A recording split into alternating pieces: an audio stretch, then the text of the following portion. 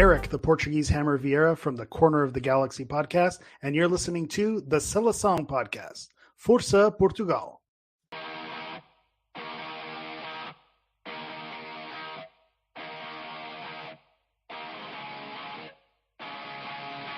Simões bending one for Torres. Eusebio. Oh my word! Have you ever seen anything like that? Bem jogado por Simão. A passar por dois adversários. Simão a tentar oferecer o golo a Figo. E a bola é golo! O golo de Figo! Rui Costa já acreditou. Vai tirar para o golo. Atira, golo! Golo!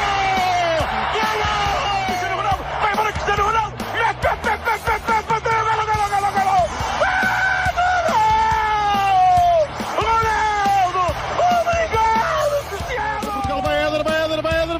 Chuta! Gol!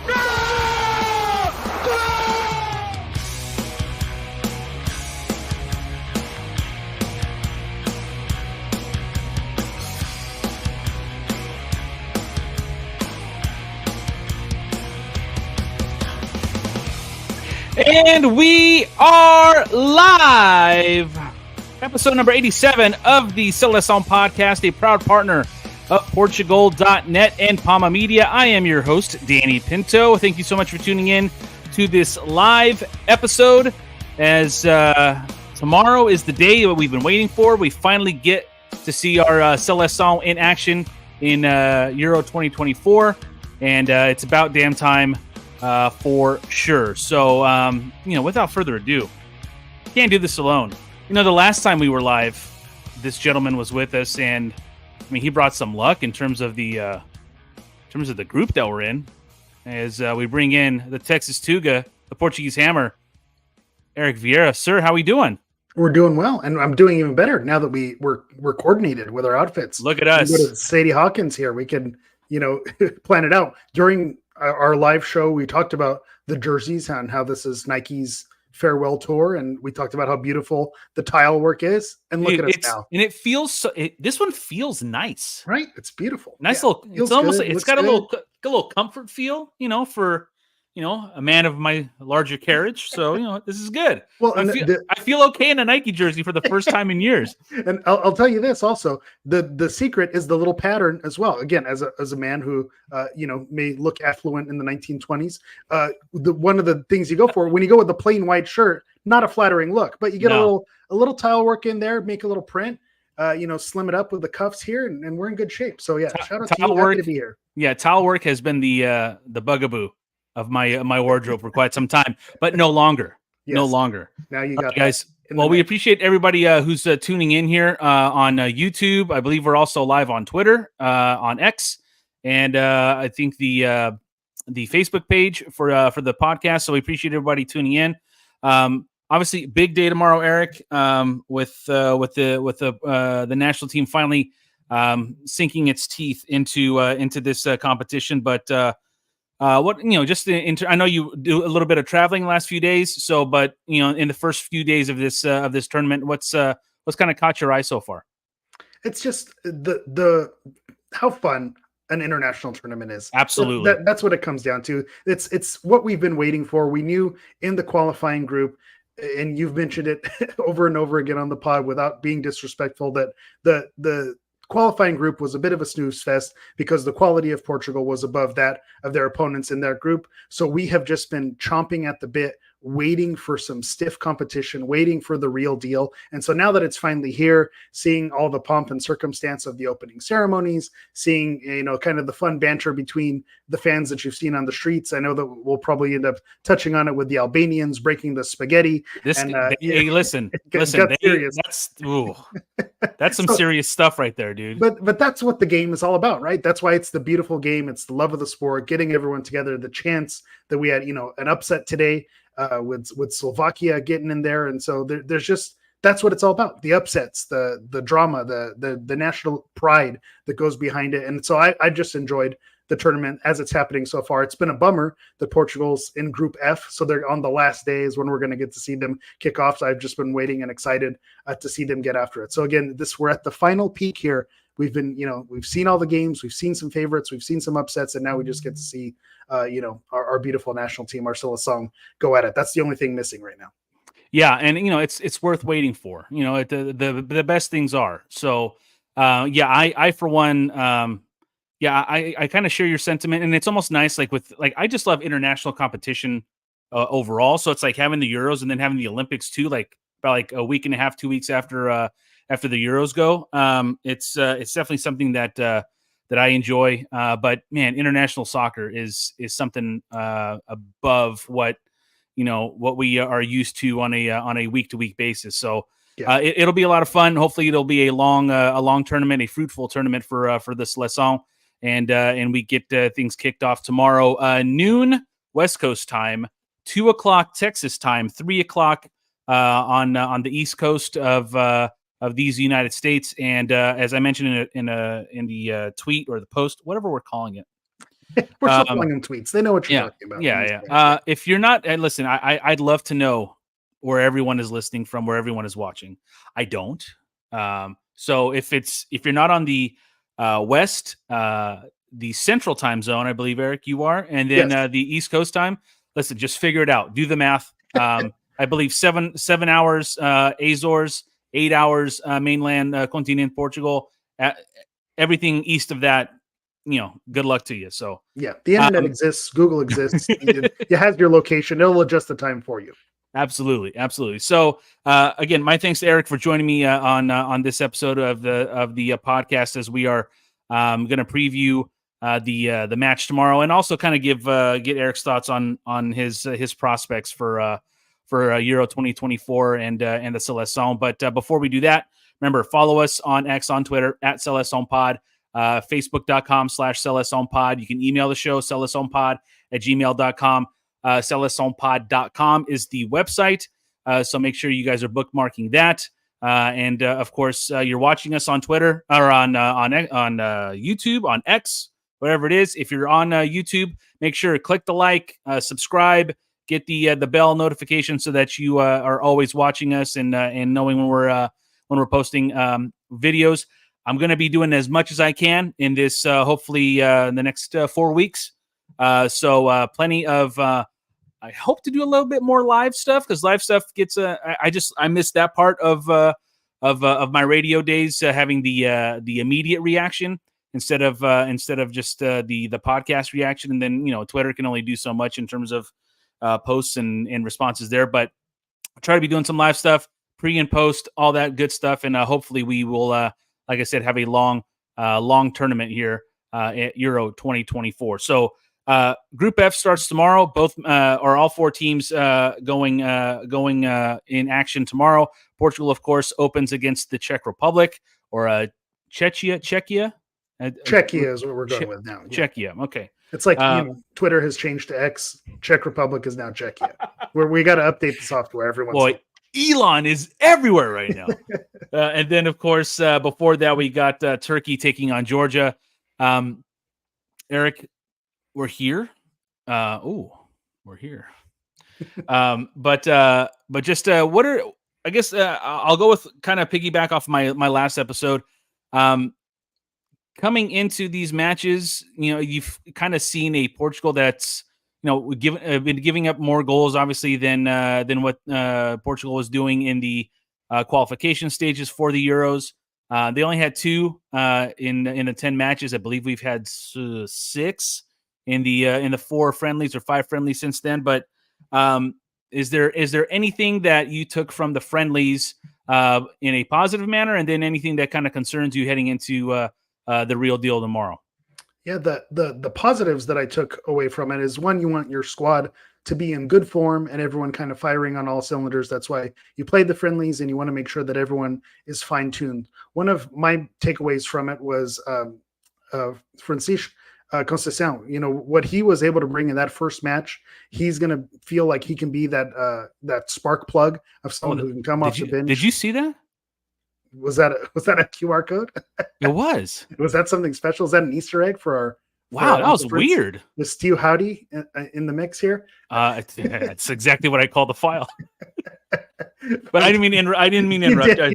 You caught me. You button hooked me there, as they say. But Conceição is someone who impressed me, again, not particularly following the Portuguese league as in depth as I'd like to. I wasn't as familiar with his game, but to see what he could bring, he brings a different element to it. So I was really pleased with his performance. Now he's man number 26, so I don't know how many minutes he'll be seeing, but just to see that. Is he though? Because I'll tell you this. Again, it was one game against Finland, but I think I'm not so sure he doesn't get a start here. Maybe not tomorrow. Depends on the results of the first two games as well, for sure. Yeah, but I couldn't tell you right now that he wouldn't start a game either tomorrow or maybe against Turkey on the 22nd. But I mean, yeah, matchups and circumstances are going to dictate that. But I, like you, I was very impressed with what he provides and what he provided in the short sample size, small sample size that we had with him. But he does give something, and I kind of mentioned this in past episodes and in some of the interviews I've been doing on other pods, where it's like he brings a element that only Rafael Leão up until this point was bringing, which is quickness on the wings, good pace on the wings. He also brings a lot of grit for a little guy like him, and I don't mean to demean him. It's just, stature wise, he's not the tallest dude, but having him and having an option like Pedro Neto also, to me, gives Rafael Leão runway. He does not have to worry about being left on the bench and then being brought in as the speed guy. There are now other speed guys to now, hopefully we can have Rafael Leão kind of emerge as like the star that we hope he is going to be for us. And hopefully as soon as this tournament. Yeah, I think that's it right there. You hit the nail right there, is that you don't want to depend on Leão to be the game changer. It's funny, we talk about breakout stars and who's going to be the next in line behind CR7, who's going to be the next to take the mantle. And if you've been following AC Milan and the Italian league, you kind of see what Leão, he's right there on the cusp. It's, if you've been following the game, you kind of know, you already know the name, but it's maybe not the household name for the casual person. But this could be absolutely, a breakout type tournament for him. Going back to kind of the Conceição of it all, the other person in the Ireland friendly, so the most recent one, João Neves, was another one who looked comfortable. And again, I don't know where he fits in the depth chart, but it goes to say something that these players who are maybe further along on the roster can impact a game and change a game. So now you mix that with your forwards, who hopefully you saw with what CR7 did in the Ireland game, still has the magic touch. I know there's been some criticisms, and I'll say this. I don't know if it was the last time we were on, there were some questions, and may have been after the World Cup. Is this team better without Cristiano Ronaldo on the team? And I think it's interesting because both things can be true. At the time of the World Cup, towards the end of 2022, with the turmoil that he was in coming out of the clubs and, being on Piers Morgan and all the drama surrounding him. Wasn't that fun? Yeah, the team may have been better off without him at the time. That can be a true statement. But I think now that he's settled in Saudi Arabia, scoring goals, leading the league, breaking records over there, kind of he's got his groove back. So I think regardless of his age, he's kind of earned the right to be the starting striker. And no one, unfortunately, in the Portuguese shirt has taken it upon themselves to give him competition. So if no one's going to give him competition and he's getting back in his groove, I think you have to start him. He has to be someone that you have in the starting lineup. So that's also something that I'm looking forward to in this tournament. And I took as a positive from the most recent friendly, is that Ronaldo looks to be comfortable and that he's going to be able to captain this team and make an impact. The other side of the coin, things that I saw that were, areas to improve. You mentioned it. It's the defense, figuring out the defensive shape. We know with Roberto Martinez, this was part of the discussion when he coached the Belgium team as well, is figuring out, when to go to 3 backs, when to go to 4 backs, and figuring out whatever the secret sauce is. And he seems to still have a little bit of, kind of fumbling through that and figuring out what is the backline situation going to look like? Is it going to be depending on opponent, or is he going to stick with a particular, back four or whatever he decides to go with? And so that's the question mark. The negative that I'll turn as a positive, and I don't know if this is too much rainbows and butterflies for me, but I'm here for it. Losing against Croatia, I feel like they needed that. I think cruising in the group and, playing an opponent like Finland and then Ireland, who maybe is not all the way there, playing someone who has a name and has some status to him like Croatia, and losing that game, you kind of need a punch in the mouth. You need a little slap in the face that, hey, it's not all going to be easy. These teams are going to come for you. It's going to be difficult. It's the Euros. It's an international stage. There's a wild card there. So, hey, you're human. You bleed. You're real. And so I think losing that game may have been a little, slap in the face that they needed heading into this tournament, because if they're just all winning and hitting home runs all the time, then when you get to the tournament, then someone punches you in the mouth. You saw what happened, with the Slovakia game against Belgium. They let an early goal, and it just seems like they got in their own head. They couldn't get it right, and Belgium never recovered from that. And then you throw on VAR and all those things, and sometimes it's just not your day. So I think having that out of the way early, and now they know what to expect. They know that people are going to be gunning after them, and now they can go into that having experienced that and with a little bit tougher skin going into these opening matches.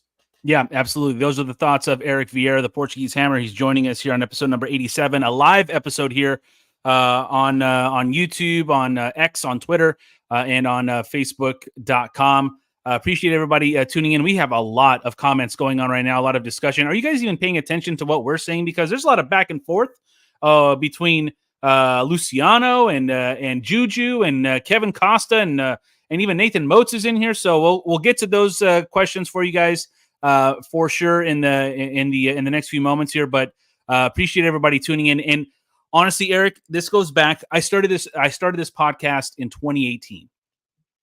You were one of the very early guests on this show, and I really, really appreciate you always supporting the pod and being a part of it.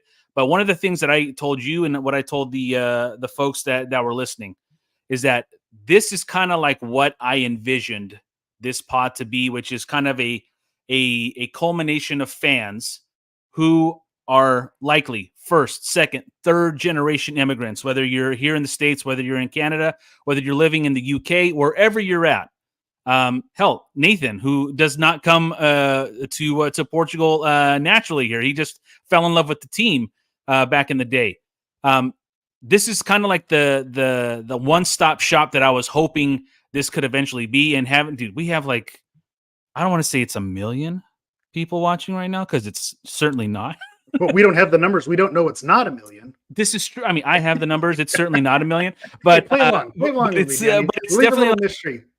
But it's the kayfabe is dead. But I just love the interaction going on right now on YouTube and in the chat, and we'll get to some of the Twitter questions that we had received earlier in the day. But this is the fun part right now of what's going on, and hopefully it's a long discussion for a few games here.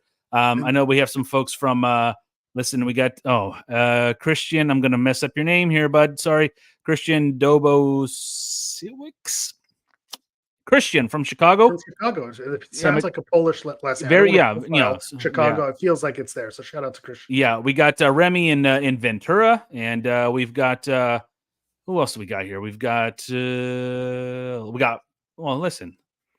It's a who's who. London here. Hey, careful. Shishio Makoto from London. I'm very, very sorry for the pronunciation there. We got Vancouver in the house. Andrew Funch, welcome, sir. If you guys are in the chat, just let me know where you guys are from. We'd love to give you guys a shout out. Luciano here once again from Montreal. Love Montreal. Would love to get there one day, but I love the French Canadian folks getting into it too. So we're having a good time here on episode number 87, the live version.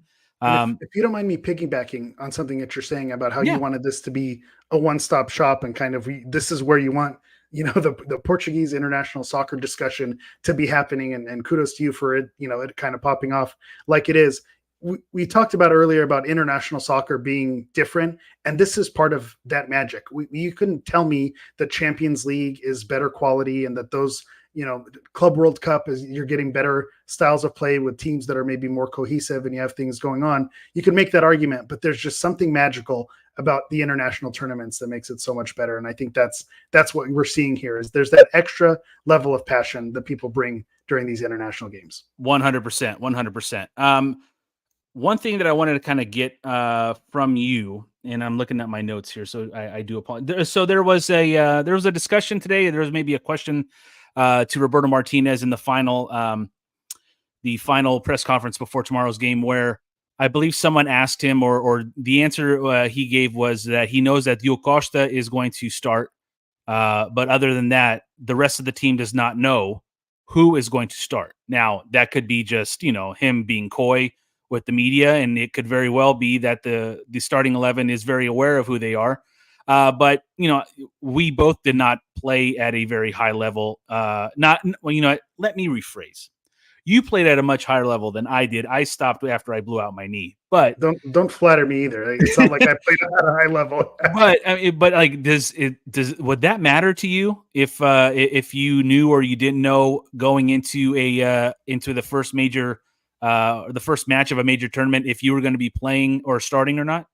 I'm going to give a real answer that no one's probably going to like, is that there's positives and negatives to both, because when you don't know, you go to sleep with those butterflies and you wake up and you're anxious. Am I going to be on the team sheet or am I going to be in the starting lineup? What's my role going to be? And so you have that extra assignment, you're buzzing. And so you're just waiting to get on the field and let it all loose. And so you can be like a rocket ready to go off. I can see that being a positive, but I could also see being a negative. I can't sleep the night before. I can't get any rest. I'm tossing back and forth. Where's my place in this team? I don't have clear instructions. And I don't imagine that that's the case with the team at this level. I imagine that, discussions have been had with these players and what role they're going to play and what the expectation is and probably what minutes are going to look like for them throughout the tournament. I would imagine those conversations had already been had. So I don't think there's going to be surprises for these players tomorrow at this level. But I also see a benefit from knowing, hey, I'm going to tell the media doesn't need to know what my starting lineup is tomorrow. The Czechia coach absolutely doesn't need to know what my lineup needs to be tomorrow. So I'm not going to divulge that. But for peace of mind, I would think you would tell your starting 11, hey, this is how we plan to go out. This is a tournament you've been waiting 2 years in the making. You've been building and putting all the chess pieces in place up until this moment. You've had 3 warm-up games and friendly games to get into it. Roberto Martinez knows how he wants this to go. Let your players in on the secret. I don't think this needs to be something that's kept from them. So even if he hasn't explicitly told them, I don't imagine it's going to be a surprise to the players. They know where in the pecking order they probably are. And if he has told the players, then it's probably just a media trick to get to it. So there's I gave you all the answers, but no answers all in one. So all of the possible answers. Because it's so difficult. I don't know where it can go, but I could see, the positives one way or the other. I can see how that would work out. Yeah, absolutely. For me, I think there is some coyness that Roberto Martinez, because he's great with the media, and it's not one of those things where he's sitting there and like, all right, I'm not going to tell you guys anything. You guys, a more of a stoic approach. He is very good with the media, and I think that's one of the things that I think I've enjoyed most of him being part of this federation now as the manager. But it's one of those things where I can see where you're coming from, Eric, where it's like, well, you and I don't know for sure what's going on with Roberto Martinez, but at the same time, there are, I think it's all based on the psyche of the player. I think a guy like Francisco Conceição, if he knows he's starting the night before, that's a kid who could maybe be sleeping or be up all night and not knowing what's gonna come the following day. Whereas if you just spring it on him the day of, maybe he goes and gets creates more nerves. Yeah, absolutely. Before we go on any further, let's go ahead and we have guests. This is a big deal. This is nice. This is a big deal. Joining us, and he'll tell us where he's joining us from, is a good friend of the pod, Nathan Motz. Nathan, what's up, buddy? Hey, if I can get the microphone off mute. Yeah, coming to you live from San Antonio, Texas. Man, I had to crash your party. I just loving it. Excited, man. Loving it. Brilliant. San Antonio. Well, now look, I got 2 people who are in Texas. This is 2-on-1. California's in big trouble, guys. Big trouble. What have you thought, Nathan, so far of the tournament? It's been brilliant. I think everything from the relatively high scoring matches, the early goals scored. I think in particular the lesser favored teams putting pressure early on some of the heavier favorites has been positive for the tournament. How about Romania? And just seeing the energy that a nation like that can bring to a tournament. You're talking about international football. Maybe the quality is not quite like the Champions League, but you can't match the vibe. And I think everyone, at least on social media that I've seen, has really felt that this tournament already. and Portugal hasn't even played yet. So wait till Yeah, tomorrow. no kidding. Yeah, it's been great. Eric, any questions for Nathan, sir? No, I don't know how far we want to dip into it, but Let's dip, dude. what do we want to talk about? Dream starting 11s? Let's do it. Yeah. Do we feel best case scenario? Yeah, Nathan, let's start with you. If you had your druthers, who would you start tomorrow against Czechia? Well, I would like to think that we have a mixture of kind of the familiar with something new and electric. I think Rafael Leao is finally due for a big tournament, so I think we absolutely need him at this point. I think we saw in some of the friendly matches the side lacks pace, and we've kind of beat that horse for a while. We need a guy who can just press hard down the wing. Rafael Leao is the guy. I think he'll be joined by Cristiano. I really do think that Ramos, as good as I think he is, and as useful as I think he'll be in some stage in this tournament, I think it's Ronaldo. And then on the other side, that's where I think it's really going to get interesting. We talked about a Chico. I've mentioned, others have mentioned, is Pedro Neto ever going to get his chance to play? I don't think he plays tomorrow. I think it's going to be Bernardo Silva to start. I think the midfield trio, it's going to be a trio. It's going to be fairly familiar. Bruno Fernandes, João Painha, and I think Vitinha will make his senior tournament debut, which is a positive. And let's just hope he can bring that Paris Saint-Germain form. Back four, I still think Joao Cancelo is probably going to find himself on the right. There's no surprise on the left. It's going to be Nuno Mendes. He's our best left back by far. And then I actually think old man Pep's going to get another start. I think he's going to pair along Ruben Diaz, Diego Costa in goal. So I kind of worked the wrong direction down the field there. Hopefully people can make sense of that. And then for the substitutes, I think we're going to get some surprises, and I'll kind of leave. I think Eric can hit that part for us. Look at that. I like the synergy already, boys. It's got to be this Texas Tuga connection here. I was going to say there must be something in the air, because I'll share my notes afterward. I have the exact same starting 11 and how it's going to go. And so I think you have to start CR7. I think with Vitinha, that's one of those question marks, and people want to see, someone else. They feel like he maybe hasn't displayed it on the national team level, but I think this is where you earn it. You give him the opportunity. He's shown that he has the skill. So now it's just a matter of showcasing it and putting him in the position to have success there. So I do think you're going to see him start there. I think depending on how it goes and depending how, Czechia lines up and where Portugal is able to get it, I do think you see someone like Jota or Ramos come in, off the bench, depending on where you would either take Leao off and you put someone like Jota in there, and maybe, they shift things around to almost work like a 2-forward situation. Or, like we mentioned, I don't think he's going to start as well. But if you bring someone like Net or Conceição, I don't think you bring both of them, but one or the other to bring that pace on the other side for Bernardo Silva. And I think that's something you can see as well. I also think if you do start Pep, which I think you go with the experience. I think especially to set the tone. And when we've seen how some of these lower ranked teams have put the pressure on the strong teams, you start the experience and you bolster that back line there. But then you bring someone, if you need to, you bring a Gonçalo Inácio in and, to shore things up and make things work. And Diogo Dalot, if João Cancelo needs that rest or he needs something there, I think Dalot is someone who showed with his time during the national team, regardless of club form, that he is someone who can deliver and have a key contribution to this team. So he's someone that I think you'll probably see coming off the bench, depending on what side you're going to see him slot in, most likely for Cancelo, I would guess.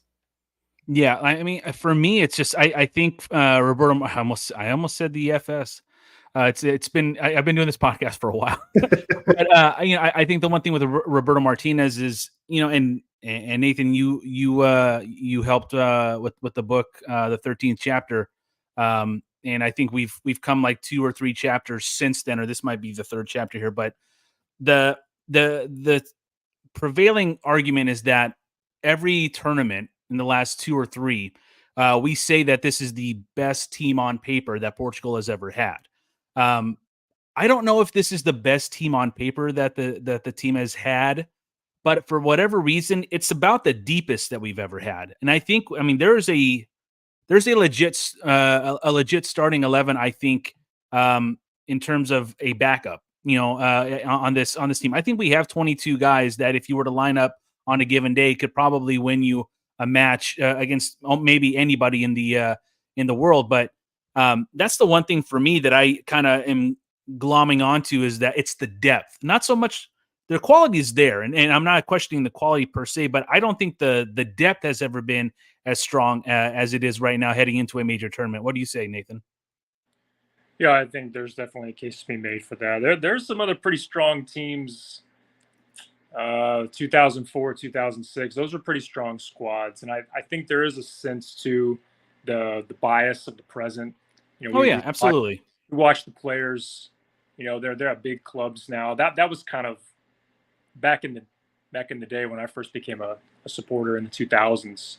It would have been an extreme oddity to see these players, so many of them in top clubs, Champions League playing clubs all across Europe, not just one or two here in England or Spain or something like that, but to have the quality. But I think I hope what we can come to terms with is it doesn't matter in the end how many star players you have if you can't make a team out of them. And that has been the concern I've had with Martinez the entire time, is how is he going to put the right players on? It's not a matter of, well, this guy just won the Champions League, or this one, Vitinha was voted his club's best player, I think, by the club president or something like that. And Mbappe plays for PSG. I mean, that is some outrageous talent that we have. But I think when you put that on the field, and we're seeing this already in this tournament, there are all kinds of things that happen in football that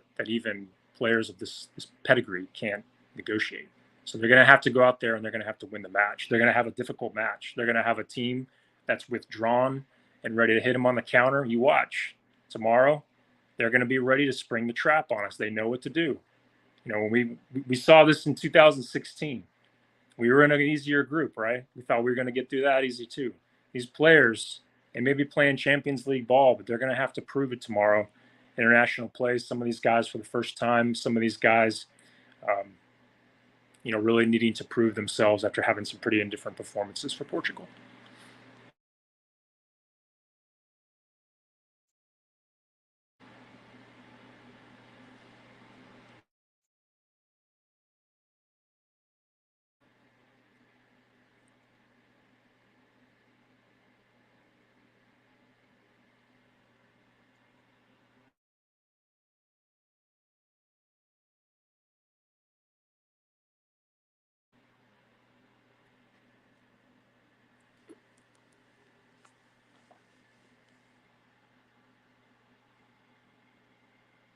I think you're coming in muted, Danny.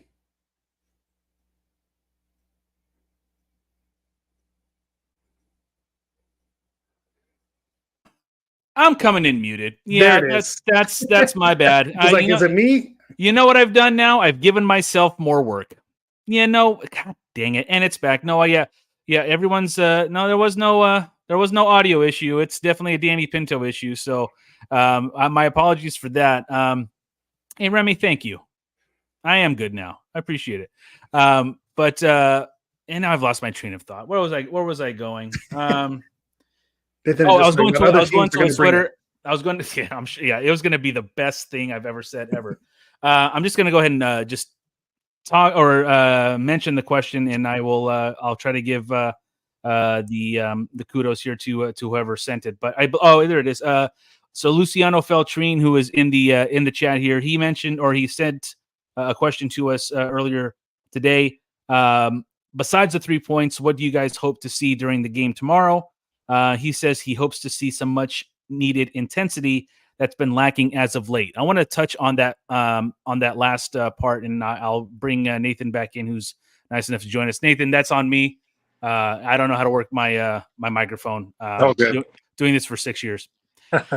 Big no-no on my end. But I think I'll use the lack of intensity for the term here, for the discussion here.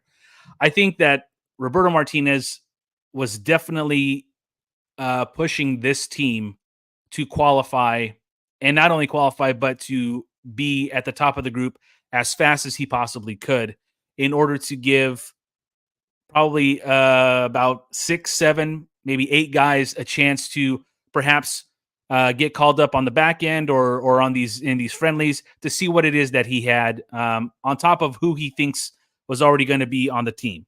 I do think the intensity has lacked because the task, for a lack of a better term, was already achieved, and there was really nothing to play for in terms of a result because we knew where we were going, we knew what group we were going to be in, and we knew that the teams that we were playing and these matches that we were playing did not have any kind of impact on our European championship in terms of standings.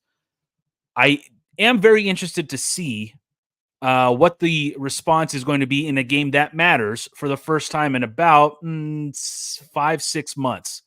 And obviously, I think it kind of helps Portugal in a sense that they are kind of the last ones to appear in this tournament, given that not only did they know, that they have to kind of turn it on, but they've now seen what happens when you don't. Belgium is a perfect example. France won today, but they won on an own goal. And now, who knows if Kylian Mbappe is going to be able to play for the foreseeable future after breaking his nose. And according to Fabrizio Romano, he has to have surgery on that nose in the very foreseeable future, maybe even as soon as tomorrow. So a lot of stuff can happen. And if you're not ready for it in a group play that is only 3 games, if you don't turn it on right away, you could be left behind really quick. And you could, it was very fortunate, as Nathan mentioned, in 2016, as happy as we were that we won that tournament, and we will always be happy that we won that tournament. We almost didn't get a chance to play in the knockouts because Nathan, we were third of the 4 third place teams.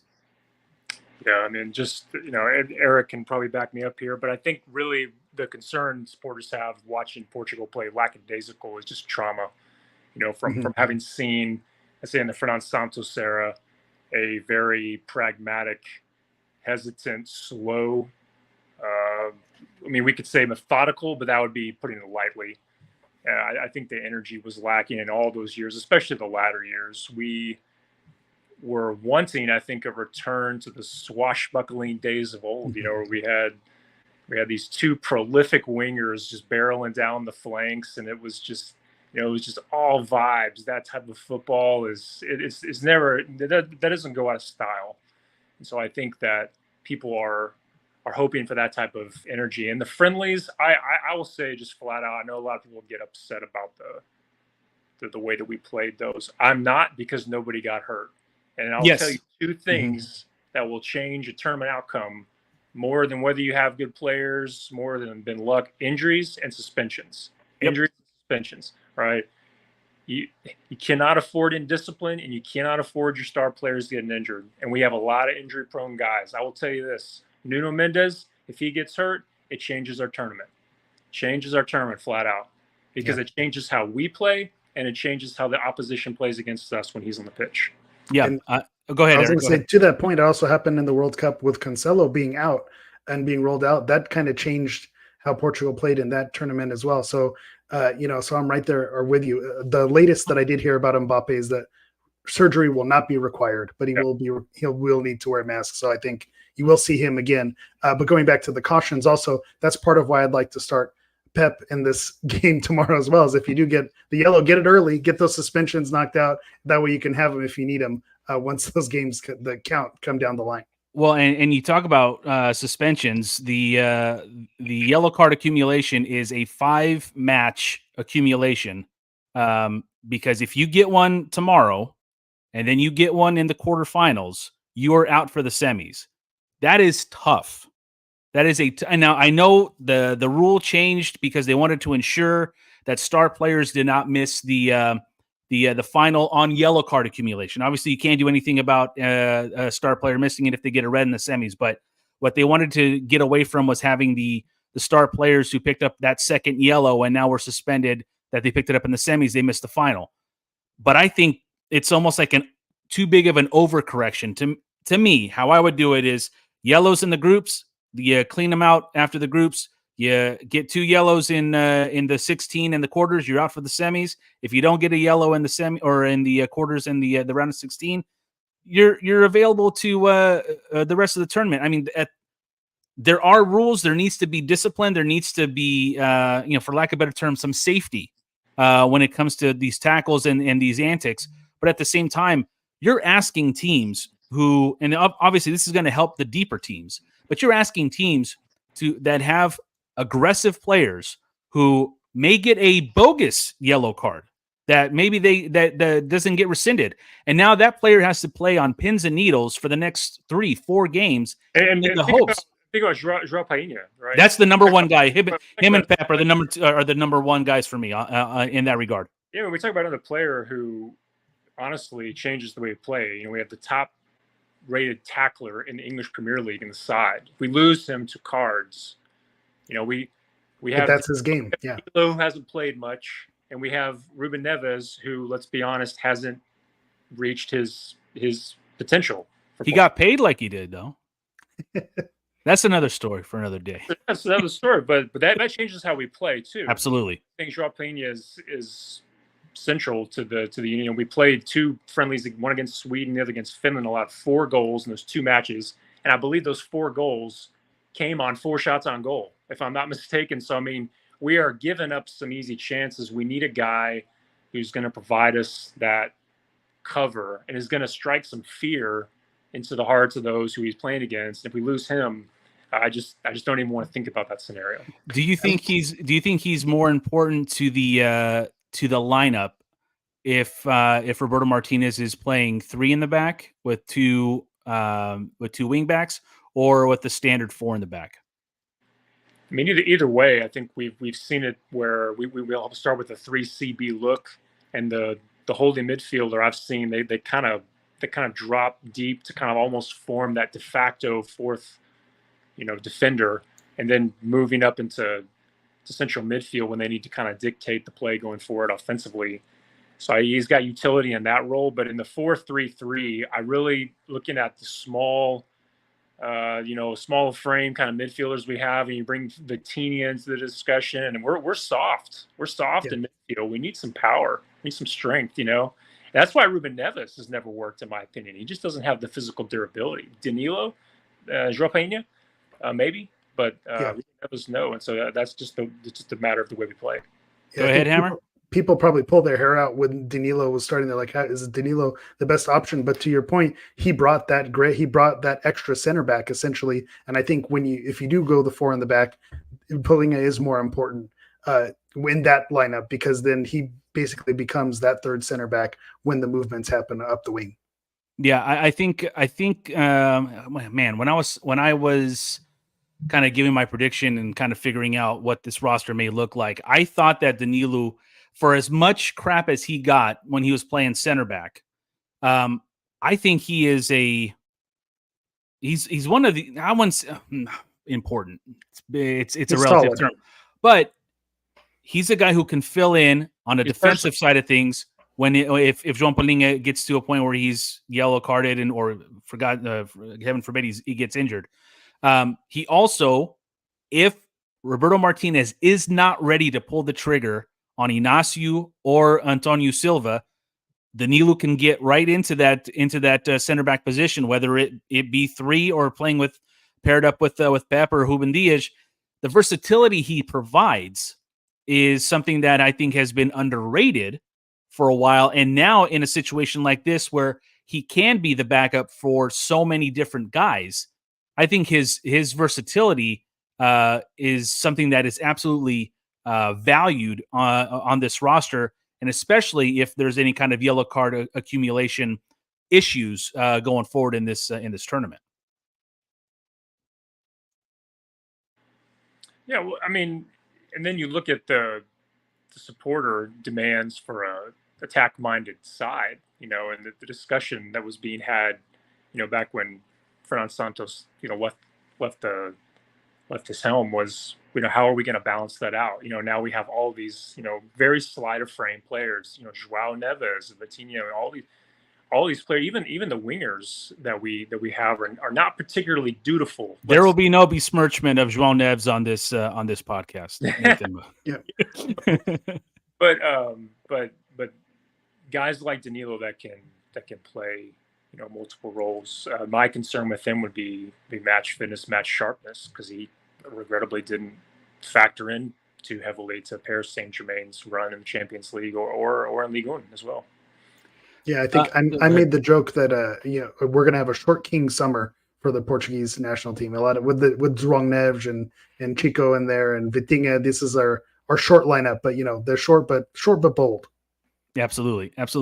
In the last episode here, Nathan, I had identified 3 players that I thought were, in my opinion, the most important. Not the most important, but either they are the most important or they need to have a big tournament in order for Portugal to find success this summer.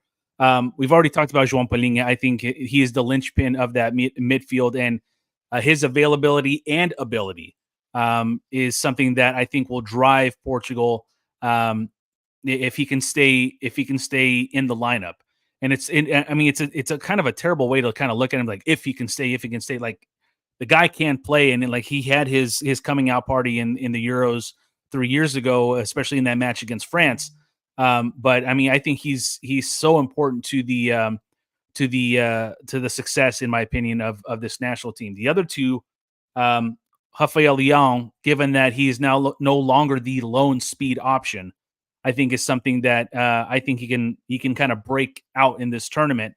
And then the last one for me, I think Diogo Costa needs to have a bounce back tournament. And I don't know what it was, and someone had corrected me on the last pod.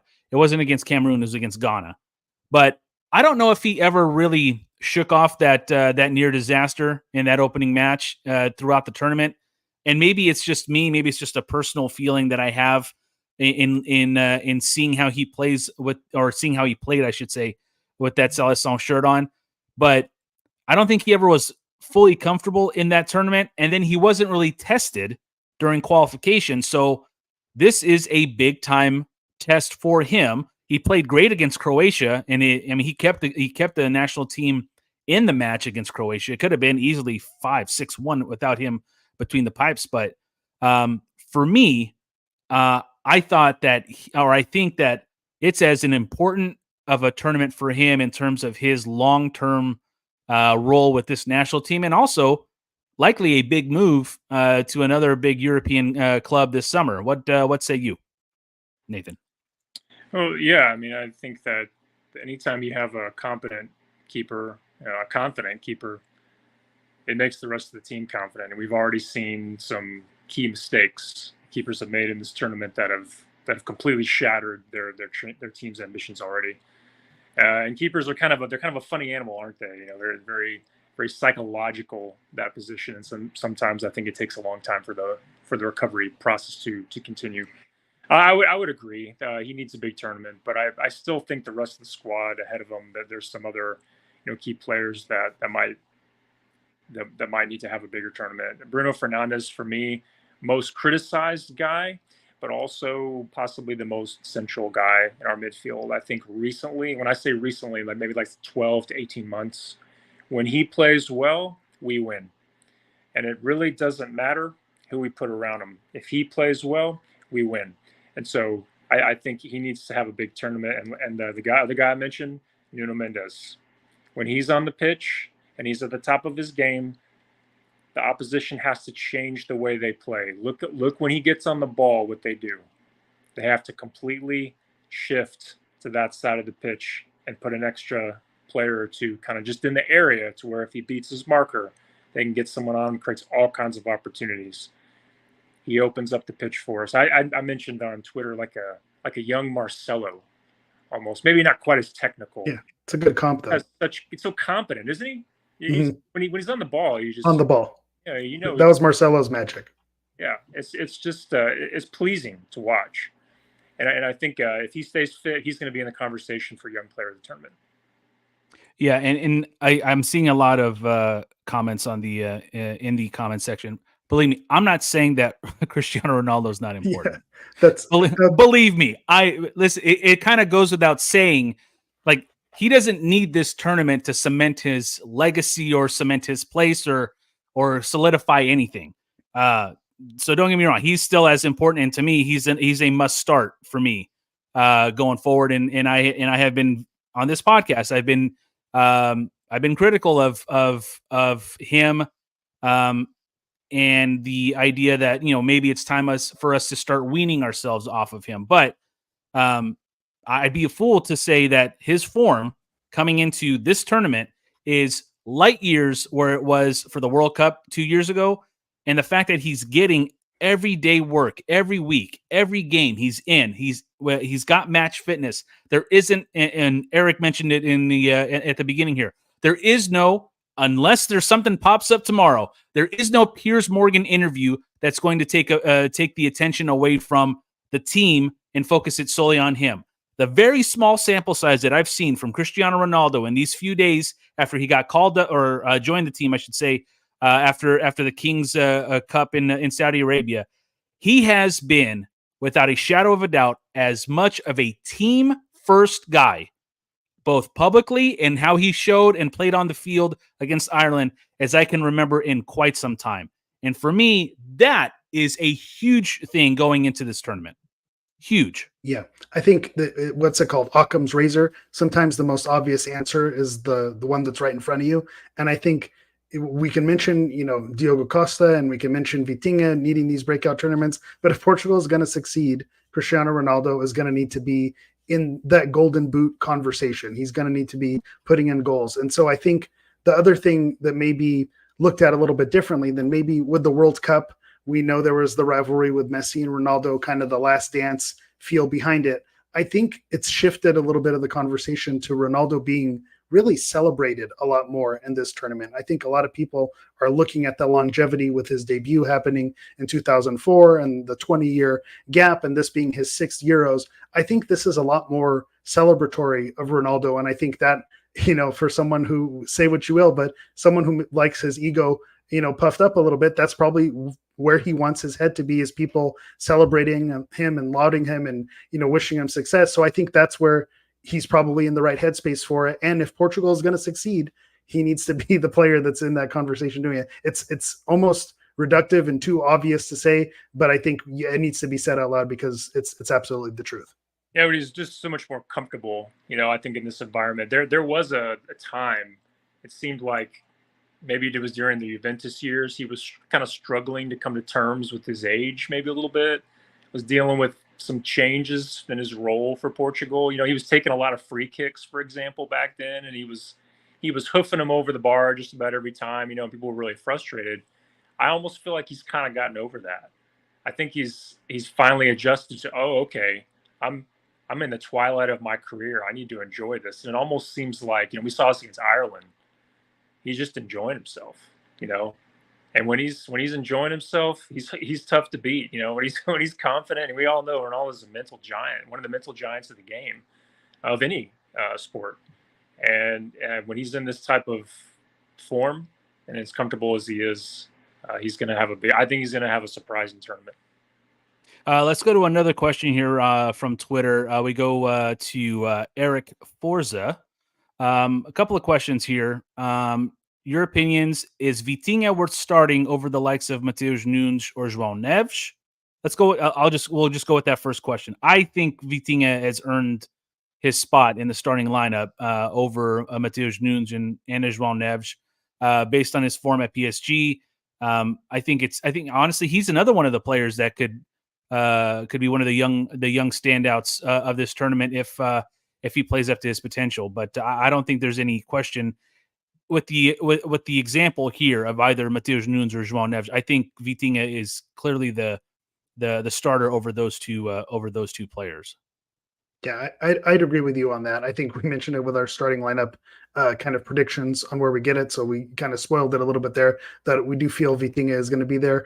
Any question marks that there are, this being his first major tournament, this is where you make your name. This is where you have those opportunities to have your statement games and your games where you look back and say, man, Vitinha in this game, he really held everything together. And so I think not giving him that opportunity would be a disservice to him. I think Martinez trusts him, and he's put him in the situations in the lead up that it seems to be pointing in that direction. And I think you need to give him the opportunity in this group stage to figure out what it looks like when the lights are brightest and when the adversity starts to hit. You need to have him go through this. And I think that's part of the process to have him be even more successful in the future.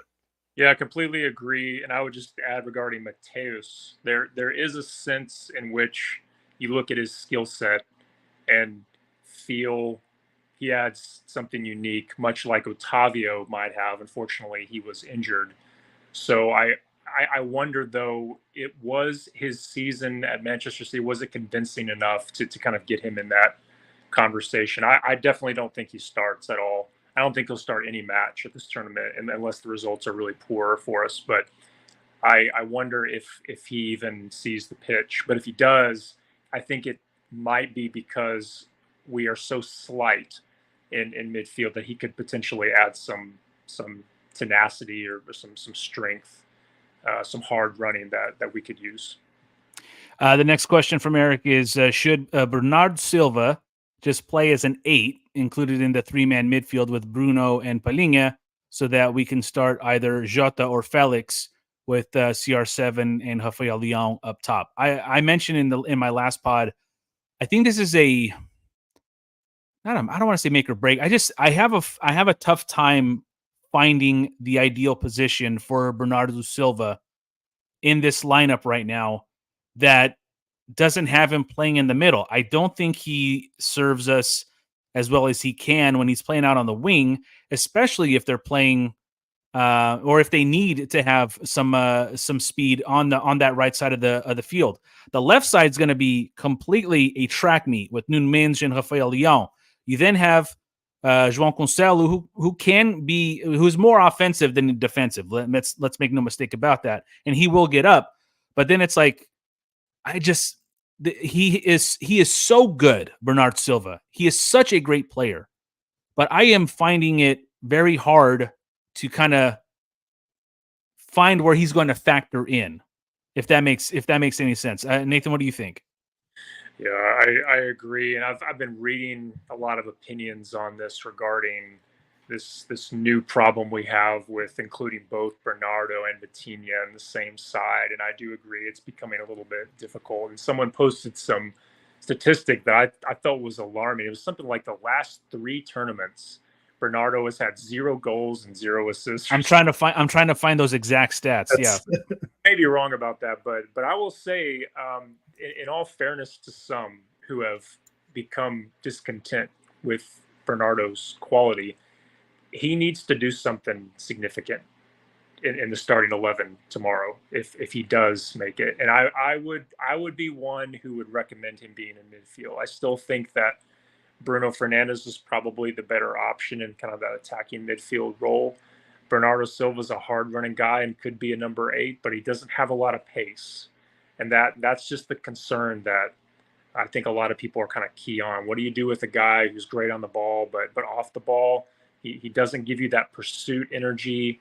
He doesn't give you that ball-winning capability that you might want in a number 8. So, yeah, it's a real problem.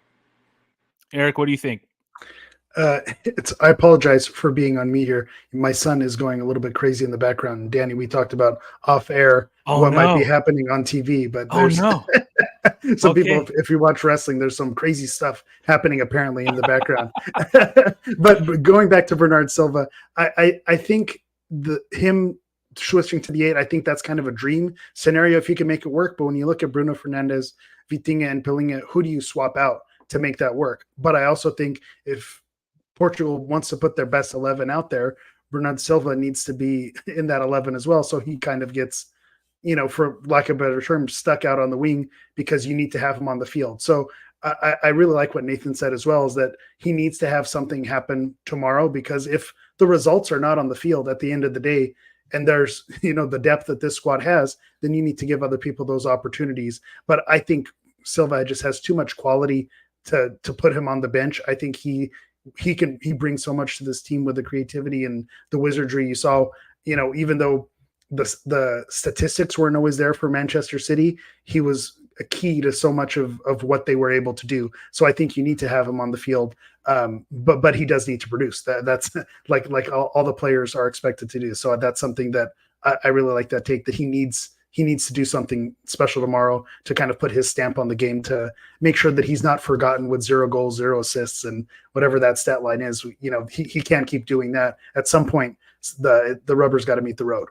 That stat line is 100% true. 13 matches in the Euros and in the World Cup, 0 goals, 0 assists. And that's alarming. Yeah, I just want to put out there too. We talk about Bruno gets hammered after almost every match by random clubs. The dude can't stop scoring goals, and we have another guy, Bernardo. He gets like just a fraction of the criticism, and it's just I think there's something about supporters, and I'm one of them, the worst. We tend to key in on certain qualities of a player, or we look at Bernardo in particular. He carries the ball so well, but in the end, if you don't do anything with it and you don't serve your team, you deserve some criticism too. The guy needs to get out there and perform. For me, he needs to have a big match tomorrow, or I'm sorry, but we have better players now.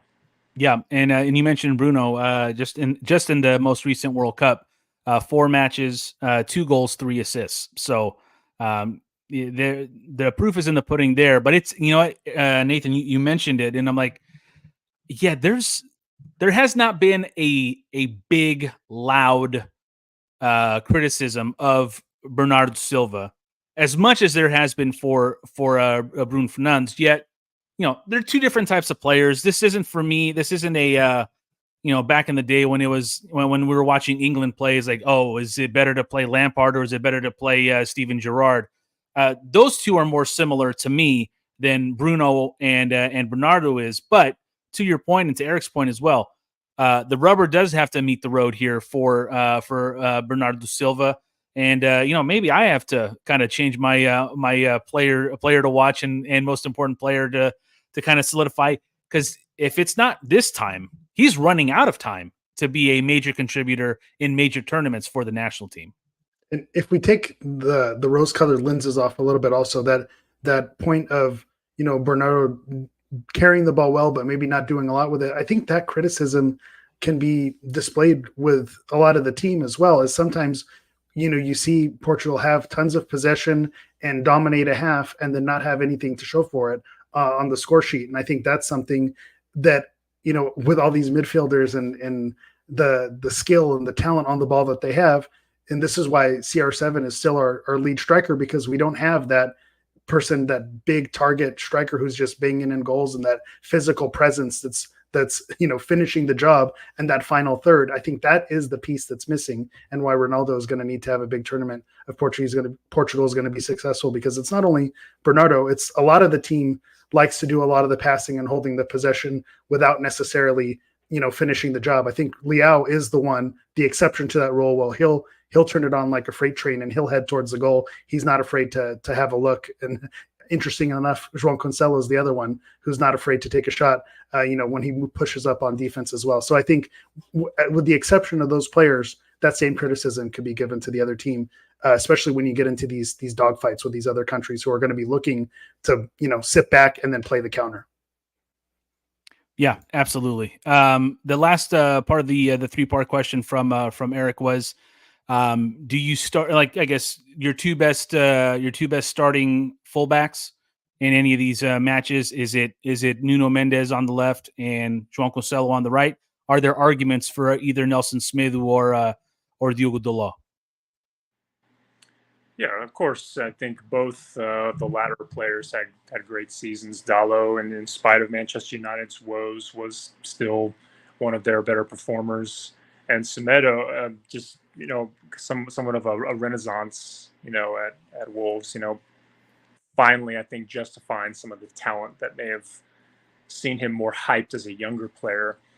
I still like Cancelo's qualities on the ball and his ability to link play offensively.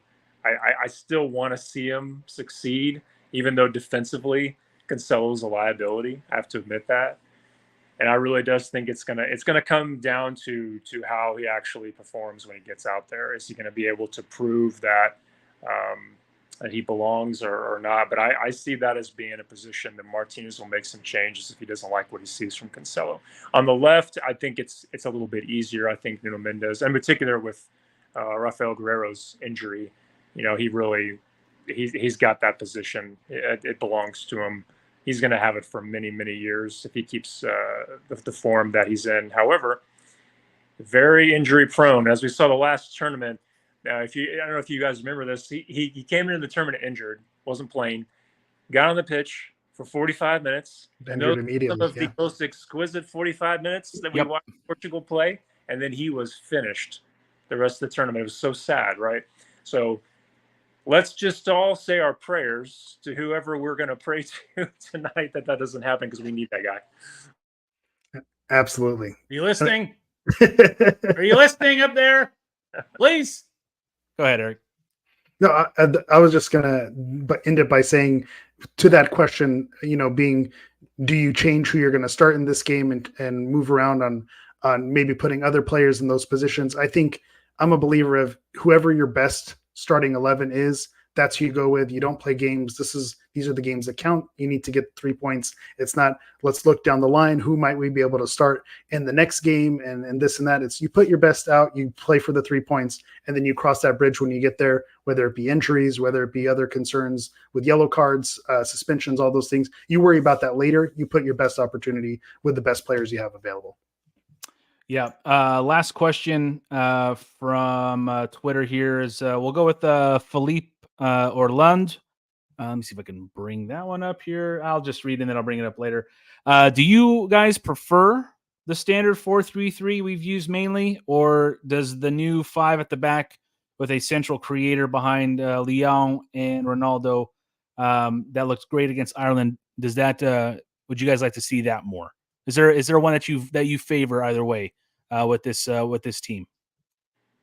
That's a good. I don't know. What do you think, Eric? I feel I like the traditional 4-3-3 just because with Minge and Cancelo or Delo, they get up on the wing anyway. They end up in an attacking position so much, regardless of how you swing it. So I think you put you with that, it leaves you more opportunities to put more attacking players on the field. And at the end of the day, that's what you want to get to. So I think, to me, I prefer the more traditional setup. I see the value in where it's going, but those players, to me, the fullbacks are going to be crashing forward anyway. So you might as well, keep it with your classic 2 center backs, and then just allow your other attacking players to do their job.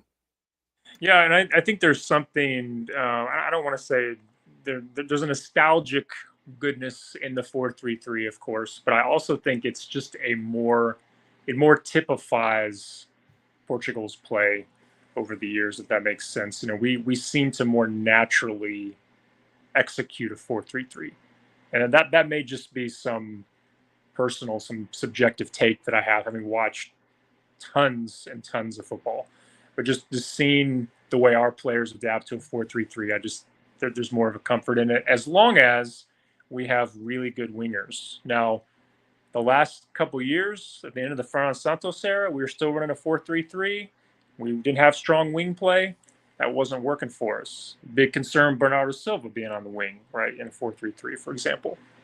But now that we have Rafael Leao and we have some other young talents coming in on the wing, I still think we ultimately work better in a 4-3-3. However, I really do like that we have a nice plan B. And I like that it maybe against a team in which we do, as was pointed out in the question, want to turn our fullback strengths and our weaknesses into strengths by giving them kind of a more offensive-minded role.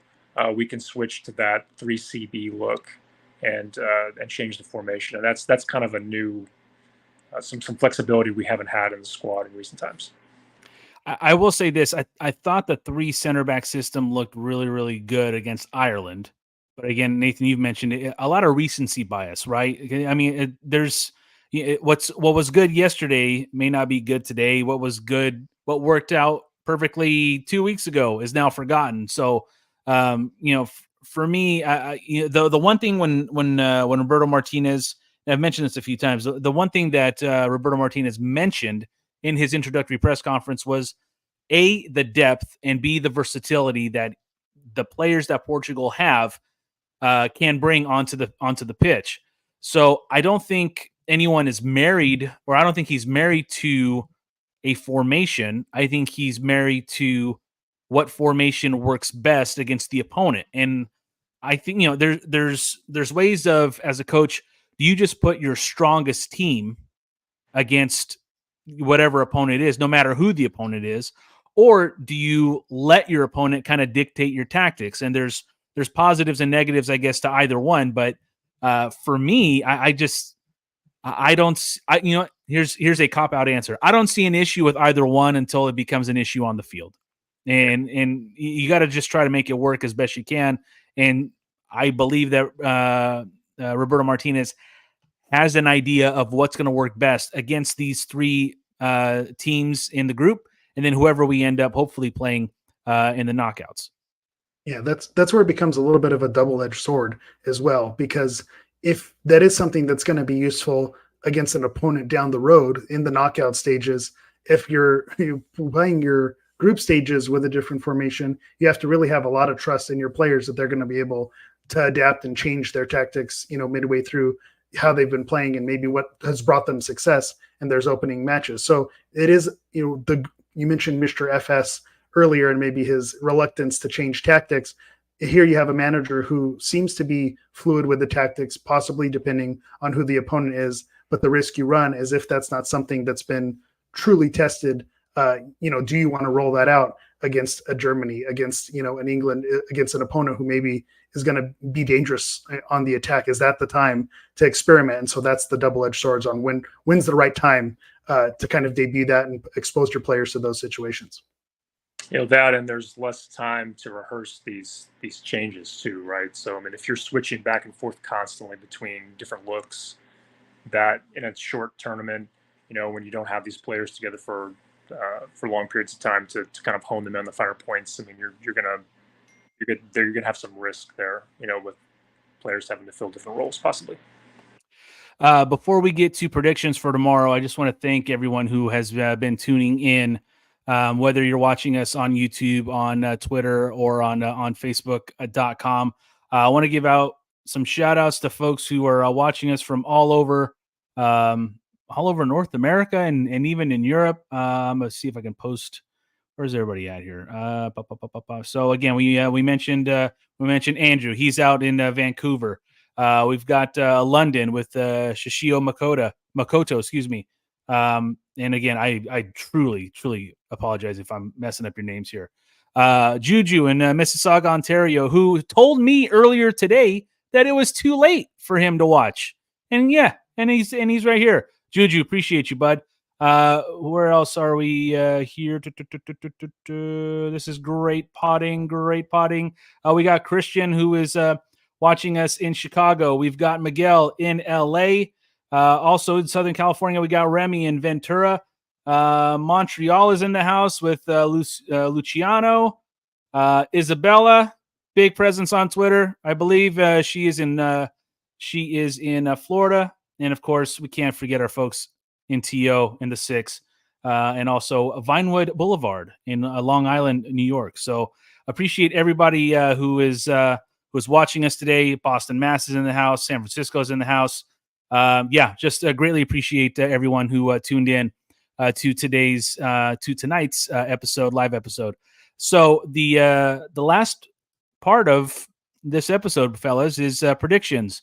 You guys can give me a score. You guys can give me a lineup. You guys can give me whatever you want. What's happening tomorrow? Nathan, we'll start with you first, sir. Man, I'm thinking Euro 2008 repeat. 3-1 to the good guys. It's going to be a tight one. I'll just, all cards on the table. I'm not a fan of our defensive solidarity. I don't think we're going to keep a clean sheet. That's going to give us all a heart attack. But hey, take your pills, drink some water, do what you got to do, and get ready. I think it's going to be a tough match, and I think we'll win it a little bit more comfortably at the end. 3-1. I like Ronaldo to score. I think we're going to see some Bruno Fernandes key participation there from him, and just ultimately a big performance from the squad getting 3 points. Eric, before I get your prediction, I would be remiss. My wife is watching from Elk Grove, California. So thank you. The most important listener. Yeah, absolutely. She's right over there. Eric, your prediction for tomorrow? I really don't like the Nathan come on here because that's exactly where my brain went. Is that 2008 feeling that the good vibes from beating Czech Republic, now Czechia, in those days. I think Portugal are going to handle their business. Based on Czechia's qualifying group, they weren't exactly in a powerhouse group. They finished behind Albania. So say what you will about their road to it. So Portugal should be able to handle them, but I also don't think they're going to walk away with a clean sheet. So I was also thinking somewhere in the 3-1 range. I think Ronaldo, we mentioned how important he is. I think he's going to need to be on the score sheet. I feel like Leao, with everyone saying this is the tournament, this is the year, this is where it's going to happen. I think he's someone who needs to get on the score sheet. So I'd like to see, both those players score and them handling their business with at least a 2-goal cushion. 3-1 feels like the right score. Well, gentlemen, here's where you're wrong. It is going to be 3 for the good guys, but we are putting a clean sheet on tomorrow. I think that given, I think that there's been enough noise that Roberto Martinez has heard in the last few matches up until the Ireland match, where he was seeing and probably trying to figure out exactly, best defensive pairings. 3 in the back, 2 with the 2 fullbacks. I do think that it is going to be a clean sheet. I do predict it will be 3-0. I'm going with Bruno. I'm going with CR7, and I'm going with a header from a corner for 1 Pep. Pep's going to get 1. Wow, wild card. The man is without a club at the end of this month, if you believe it. We all thought that he'd be without a club about 900 years ago, but he's still going. But I think he gets on the score sheet, but I do think it's a 3-0 victory for Portugal. As unconvincing as some of the favorites have been in this tournament thus far, I think Portugal puts their stamp tomorrow, and will obviously you can't win it tomorrow, the entire thing, but I think they're going to prove their mettle and show their worth tomorrow against a Czech Republic side who will be game, but should not provide as many issues as maybe some other teams down the road in the knockouts if Portugal can hopefully make it. So let me see. We got some last minute locations here, boys. How about this?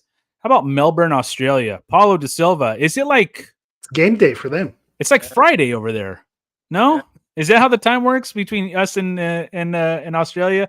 Paulo, thank you very much. And then of course, the powerhouse that is Mooresville, North Carolina. This podcast is huge in Mooresville, North Carolina. I've been telling everybody who will listen.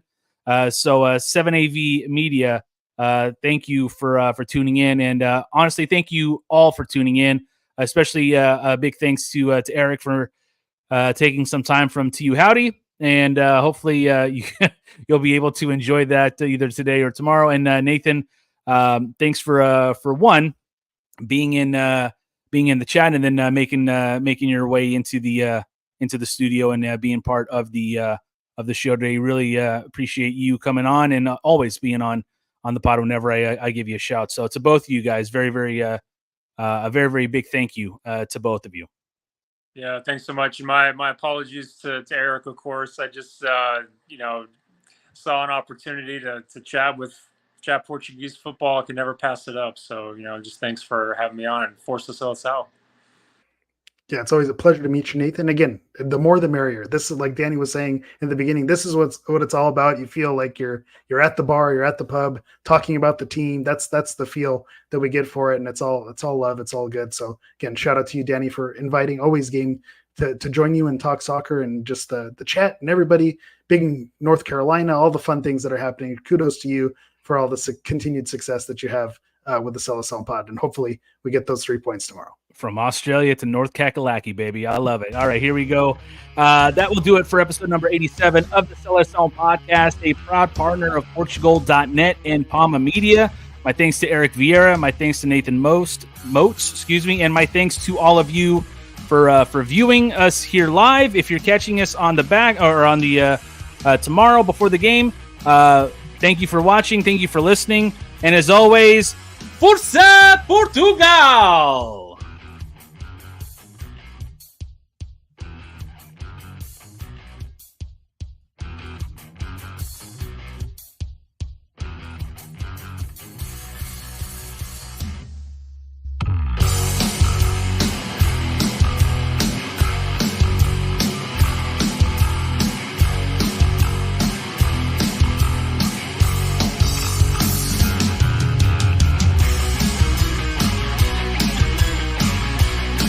you, everybody.